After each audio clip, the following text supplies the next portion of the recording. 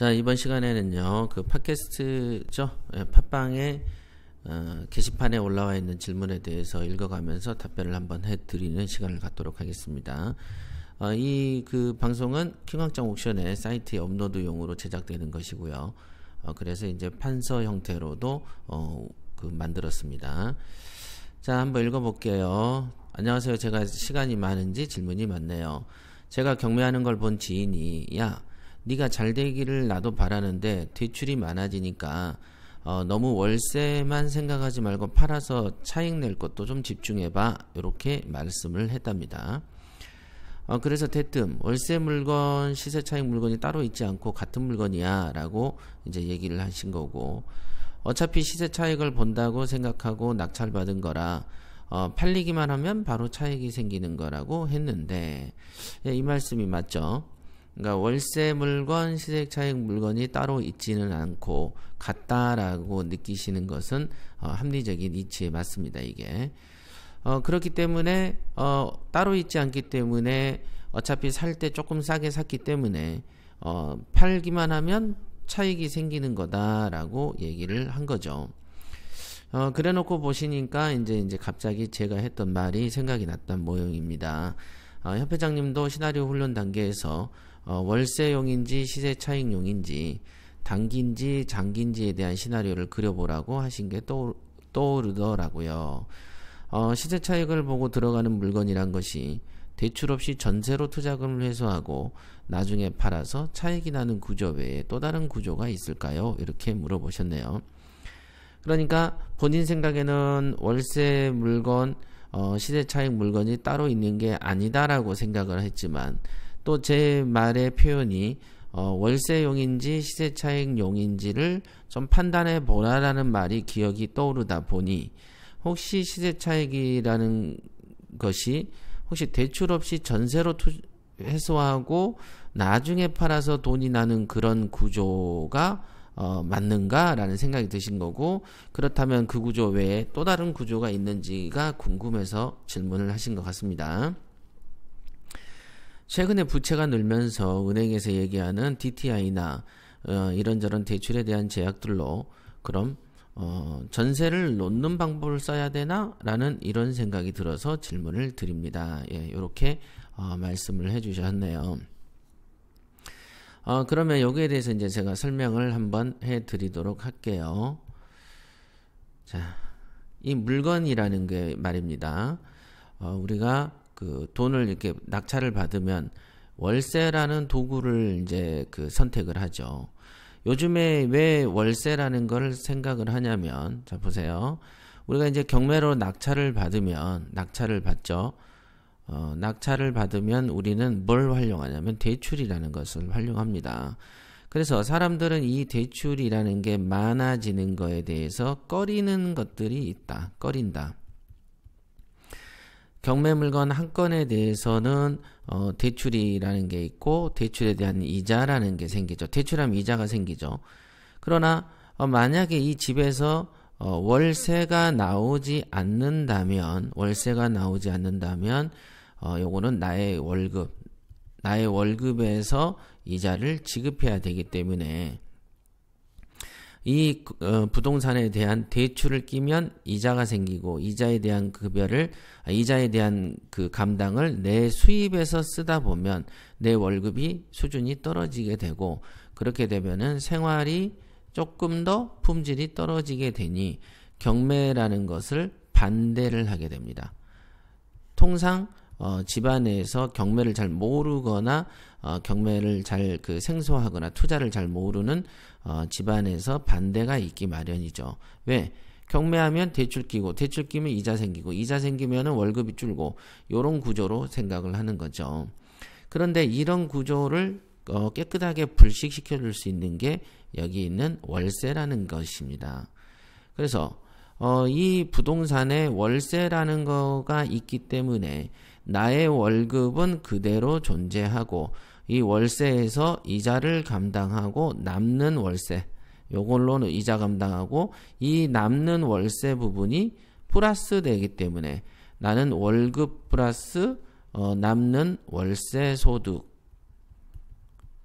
요렇게 된 게 내 소득이죠. 그러니까 생활의 품질이 어떻게 된다? 올라가게 되는 것이죠.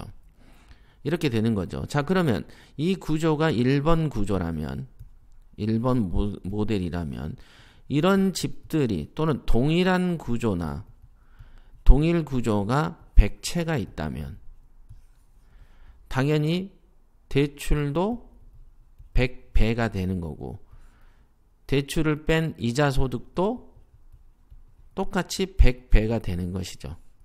그러면 생활의 품격도 100배가 올라가는 것이죠. 그렇기 때문에 대출이라는 것을 대출이 많아지니까 불안하다. 그러므로 차익용, 시세 차익용도 구입하는 게 어때라는 말은 어때라고 말을 하는 사람은 부동산에 대해서 아마추어죠. 예를 들면 만원짜리가 10,000개가 모이면 1억이 된다. 모이면 1억이 되고 증가되는 것은 누구나 알지만, 그죠? 대출의 월세가 이만큼 되고 이 부분으로 대출을 감당할 수 있는 이 구조, 또는 어떨 때는 대출이 이만한 물건도 있을 것이고 어떤 물건은 요만큼이 대출인 경우도 있겠죠. 그래서 어떤 물건에는 요만큼만 월세 소득인 경우도 있을 것이다. 그러니까 가능하면 이 월세 수준 안에서 대출이 다 포함되게끔 이런 구조, 이 구조는 누가 선택하는 거냐? 선택은 여러분이 하는 것이죠. 그래서 이 구조만 선택이 되기만 한다면 여러분들은 이게 이런 집이 100채가 있든 1000채가 있든 그럼으로써 대출의 양이 얼마나 오르든 아무런 문제라는 것이 없다. 문제가 안 생기죠. 다만 문제가 생긴다면 어떤 데 생기나요? 여기서 어떤 게 공실이 돼서 순환을 하기 위해서 순환 주기에 걸리는 경우, 그래서 공실이 생기면 여기에 공실하는 기간이 있을 거고, 그 기간에 대해서 기간이 있을 때는 대출 이자만 나가지 월세 수입이 없기 때문에 이때 마이너스가 탄생하죠. 그죠? 그러니까 이거는 집이 한 채가 있든 100채가 있든 똑같은 순환의 문제죠. 사람이 세를 주다가 그 세입자가 나가면 일정한 공실의 기간이 생길 수 있다라는 게 첫 번째 리스크고, 그죠? 두 번째 리스크는 이렇게 동일한 구조를 똑같이 복제하지 않고 어떤 경우에는 이자가 이만큼 크고 오히려 요게 이자고 전체가 이자고 요만큼 색칠한 부분만 월세가 나오는 경우, 이런 구조들이 가끔 있기 때문에 이런 경우들이 이리 섞이고 저리 섞이다 보니까 이제 약간의 불안함이 이제 증가될 수는 있겠습니다만은, 기본적으로 월세에서 대출 이자를 감당할 수 있는 구조만 만들어낸다면 여러분들은 이게 100채든 1000채든 불안할 이유는 없는 것이죠.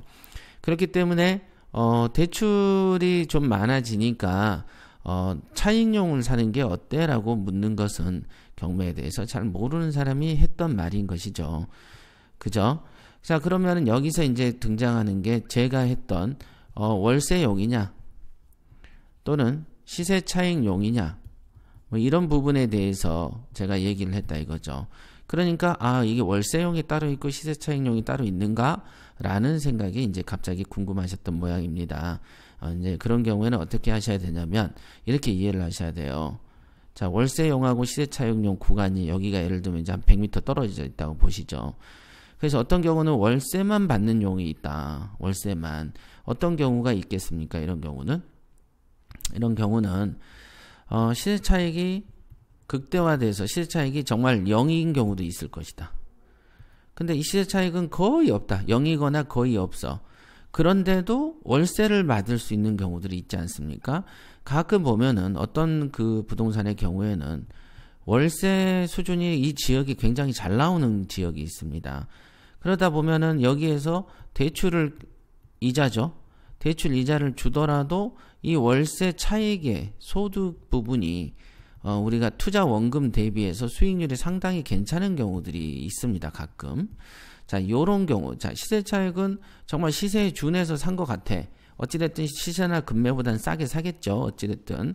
하지만 정말로 그 시세 차익 면에서 큰 메리트가 없이 샀어도 이 지역의 월세가 동일한 어떤 다른 물건에 대비해서 월세 수준이 높다 보면은 수익이 큰 경우가 있습니다. 이런 경우에는 월세 목적으로 이렇게 부동산을 매입할 수 있겠습니다. 그죠? 월세도 돈 아닙니까? 그렇죠? 그 다음에 극단적으로 이제 반대에 있는 건 뭐냐면 토지 같은 거 한번 보시죠. 토지 같은 경우에는 월세가 나옵니까? 안 나옵니까? 안 나옵니다. 월세가 안 나오기 때문에 이곳에서는 오로지 시세 차익이라는 어떤 요소만 보게 될 수가 있을 것이다. 바로 이런 거죠. 그러면 이런 것처럼 월세가 안 나오지만 장기 보유해서 시세 차익이 보거나 어떤 재개발과 분양을 재개발을 노리거나 재건축을 노리기 위해서 이렇게 선택하는 경우도 있죠. 물론 재개발 재건축이 과열된 지역에서는 오히려 시세 차익이 초창기에는 안 나오는 물건을 매입하기도 하죠. 그러니까 성격 자체가 왜 그러냐면 재개발 재건축이 이슈가 되는 지역의 물건은 어떠냐면 주로 월세 수준이 낮습니다. 왜일까요? 여기가 낡은 지역이기 때문이죠. 그래서 재개발 재건축 부분은 오히려 월세가 낮고 낡은 지역의 건물이기 때문에 이런 경우에는 시세 차익 목적으로 살 수도 있을 것이다. 시세 차익 목적이라고 하니까 이게 기간이 곧 단기여야만 된다라고 착각하실 수도 있지만 여기에 있는 재개발 재건축은 굉장히 초장기에 속해 있는 것이다. 토지도 그렇죠. 그래서 저 같은 경우도 토지를 이제 최근에도 이제 그 부산에서 가지고 있는 건데 이 건에 대해서 이제 그 매수 협상이 지금 들어왔습니다. 이거를 제가 평당 130엔가 샀는데 지금 한 280, 한 300 정도에서 매매 얘기가 되고 있습니다. 그래서 이제 제가 150평에 2억 원에 샀었거든요. 2억 원 정도에. 그렇게 되면은 예를 들면 300만 원만 기준으로 하면 4억 5천에 판매가 되는 것이죠. 그러면 2억에 사서 4억 5천에 판매가 되는 그런 어떤 그 계기가 될 수 있겠다라고 보실 수 있습니다. 그럼 여기에서는 월세가 나오긴 했습니다. 땅에. 왜? 주차장이니까. 그지만 이 주차장에서 나오는 월세 수준이라는 것이 이자를 제외할 정도하고 많이 남는 그런 수준이 아니었기 때문에 실제로 이런 건은 시세 차익 용도의 포인트가 맞춰진 물건이다라고 봐야 되고요. 단지 이런 기간이 길어지는데 월세가 전혀 안 나오는 순수 시세 차익 용도라면 이런 경우에는 더 많은 부담이 지어진다 이거죠. 자. 아까 말한 대로, 대출이 너무 많아지니까, 이자가 좀 많아지잖아. 그러니까, 이제는 좀 월세보다는 시세 차익용을 사는 게 어때? 라는 말은, 그러면 지금의 어떤 토지건처럼 대출 이자는 커녕 월세가 한 푼도 안 나와버려서 대출 이자에 대해서 끊임없이 개인 돈으로 부담을 해 나가면서 나중에 시세 차익을 볼 수도 있는 물건을 사라 이 뜻은 아니지 않겠습니까? 그 사람도 그죠? 결국은 이 대출 이자가 좀 나가는 거 대출이 많아지니까 시세 차익용으로 전환해봐 이거는 말 그대로 투자의 경험이 없는 입장에서 할 수 있는 소리다. 그죠? 이왕의 시세 차익을 보고 물건을 오늘 내놔서 내일 판매하는 게 아니기 때문에 이 기간 동안에 대출을 낀다면 거기에 대한 이자를 감당할 수 있는 월세가 동반되는 물건이 정말 좋은 물건인 거죠. 즉 월세가 충분히 나오면서도 차익도 볼 수 있는 물건이 좋은 거고 그러나 물건을 내놨을 때 언제 나가는지를 확정할 수 없는 입장이기 때문에 그럴수록 더더군다나 월세라도 꾸준히 나와주는 물건을 잡는 것이 가장 안전한 부동산 투자가 되지 않겠습니까? 그렇게 이해를 하셔야 된다. 그래서 이제 이 월세용으로 제가 이제 잡을 때는 통상 이제 뭐 빌라도 있고 뭐 이렇게 있겠지만 단독 다가구 같은 경우에서는 통상 여기에는 이제 월세를 목적으로 이제 주로 사기도 하죠.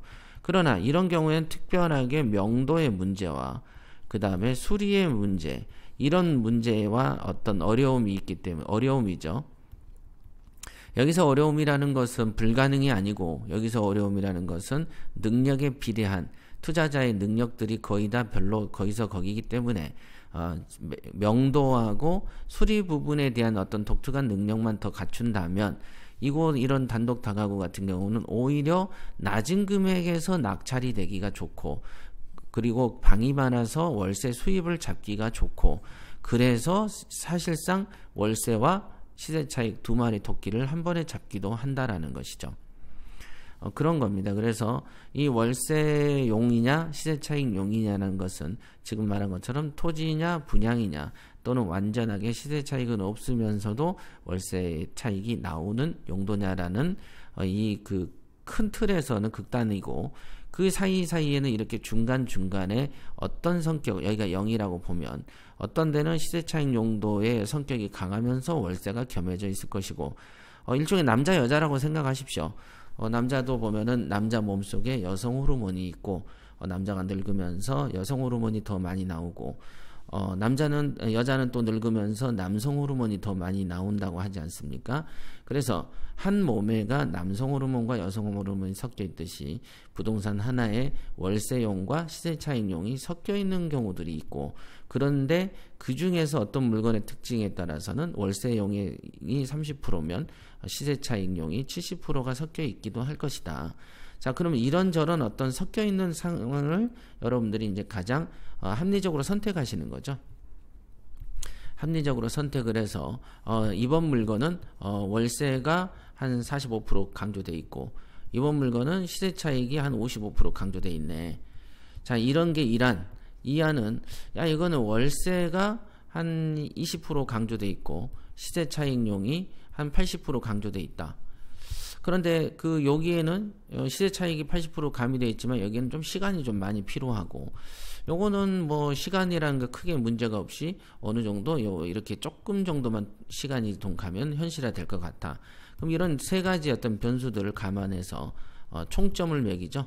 총점을 매긴 다음에 여러분들이 선택하면 되는 것입니다. 경매의 장점 중에 하나가 대출이라고 분명히 언급을 했기 때문에 대출이란 도구를 활용하지 못하면 지금 말한 것처럼 대출을 끼지 않으면 어떻게 되냐면은 이제 투자금이 많아지죠. 투자금이 많아집니다. 투자금이 많아지면 수익률이 극소로 떨어집니다. 그러니까 우리의 어떤 경제학에 가장 좋은 건 뭡니까? 최소 투자의 최대 효과죠. 이게 경제학의 기본 원리, 경제 원론의 최초는 처음에 나오는 굉장히 기초적인 어떤 규칙에 해당합니다. 그래서 최소 투자의 최소 효과 이런 거 되게 중요하죠. 이거를 실현케 해주는 게 대출입니다. 그래서 이제 대출에 대한 활용에 대한 것도 좀 방법론으로 좀 깨우침일 필요가 있습니다. 이걸 어떻게 바라보느냐의 문제, 이걸 어떻게 활용하느냐의 문제. 근데 이제 아까 말한 것처럼 전세금으로 뺀다. 예, 제가 옛날 이렇게 한 적이 있어요. 이런 거죠. 전세가 5천이야. 근데 낙찰이 한 4천이야. 그럼 낙찰하고 이전 비용을 주고도 예를 들면 4,500이라고 칠까요? 예를 든 거예요. 그러니까 이제 이전비랑 기타 잡비가 이제 4,500이다. 그러면 전세금으로 요거를 덮어치우면 어떻게 됩니까? 대출이 있어요, 없어요? 0. 그러니까 대출 이자는 안 나가. 전세금만 5천이 들어오죠. 그럼 내가 투자한 것보다 더 많이 받아서 나오죠. 그죠? 그러니까 이렇게 되면 어떻게 됩니까? 집은 집대로 있고 돈은 돈대로 버는 이런 경우죠. 이런 경우는 오래 묻어놓는 경우들이 있습니다. 이렇게 월세는 대신 안 나오지만 대출 이자도 안 나가는 이런 형태가 있을 수 있습니다. 이런 형태. 이런 형태는 제가 옛날에 제가 얘기했잖아요. 3,110에 낙찰 받아서 전세는 6천 이렇게 들여놨다가 몇 년 있다가 1억 얼마에 팔았다. 이런 얘기 분명히 얘기했었습니다. 이게 1억 4,500인가 이렇게 팔았던 것 같습니다. 이때 보면은 3,100에 사서 6천에 세를 들여버렸으니까 실제로는 집은 집대로 있고 그 다음에 시세 차익은 시세 차익대로 받고 그 다음에 3천 투자해서 6천 벌었으니까 한 3천 가까운 돈에 그냥 무이자 현찰을 또 쓰게 된 거죠. 이걸로 무이자로 생겨서 이걸 투자금으로 또 활용한 거죠. 그러니까 이게 보면은 어떤 경우에는 내 돈 3천에서 시작했다가 집 한 채 얻었고 시세 차익 생기고 무이자 투자금이 생겨버리는 이런 구조가 생기기도 합니다. 자, 이런 거 저런 거 예, 그죠? 아까 말한 것처럼 야, 월세 이런 거보다 이제는 좀 차익용사, 이거는 결론적으로 아마추어들의 발상에 불과하고 항상 아까 말한 것처럼 남성 호르몬, 여성 호르몬이 섞여 있듯이 월세와 시세 차익 용도가 이제 두루두루 교차되어 있다. 그래서 이 교차되어 있으므로 이거를 어떤 선을 선택할 것인가는 오로지 자신만이 판단하는 것이다. 이렇게 결론을 내드릴 수 있겠습니다. 자, 오늘 여기까지 하겠습니다.